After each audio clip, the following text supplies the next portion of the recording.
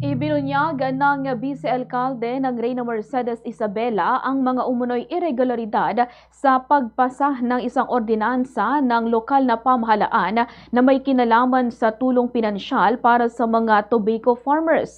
Sa kanyang talumpati sa isinagawang pamamahagi ng financial assistance ng mga magsasaka na nilive sa social media, sinabi ni Vice Mayor Harold Respicio na natuklasan ang umunoy peking ordinansa na ginawa ng kasalukuyang administrasyon kaugnay ng excise tax para sa mga tobacco farmers.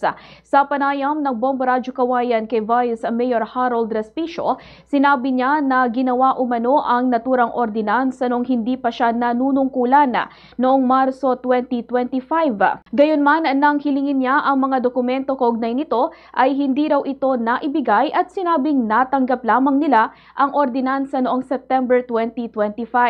Ani Respicio, malinaw na may irregularidad dito dahil ang naipasa sa konseho ang isang ordinansa ay kinakailangang maisumite sa provincial government para sa pag-aproba sa loob ng 3 araw. Dagdag pa niya, malamang ay pinalsipika ang pirma ng municipal accountant dahil pumanaw na ito noong Mayo 2025 samantalang September ipinasa ang nasabing ordinansa. Git ng Vice-Alcalde, mukhang walang naganap na deliberasyon o sesyon kaya't hindi maaring ituring na balido ang ordinansa kahit pa ito ay pirmado ng punong bayan.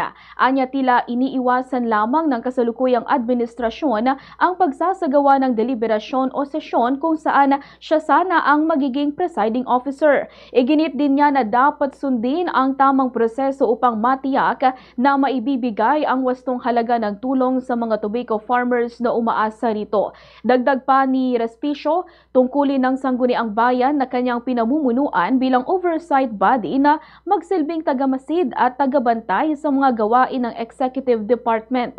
Binigyang diin din niya na nararapat isama sa mga deliberasyon ang mga magsasaka upang magkaroon sila ng pagkakataong maipahayag ang kanilang saloobin sapagkat para sa kanila naman nakalaan ang nasabing pondo. Anya, napakaliit lamang ng tulong na natatanggap ng mga tobacco farmers dahil ang pondo ay inilalagay umano sa ibang proyekto kung saan posibleng magkakaroon ng katiwalian. Batay sa ipinasa umanong ordinansa ay 21 million pesos lamang ang inilaan para sa financial assistance ng mga magsasaka.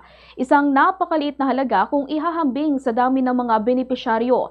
Sakaling mapatunayang may irregularidad ay posible umanong ipa-refund ang ipinapamahaging tulong sa mga magsasaka dahil sa kawalan ng bisa ng nasabing ordinansa at maaari ring panagutin ang mga sangkot.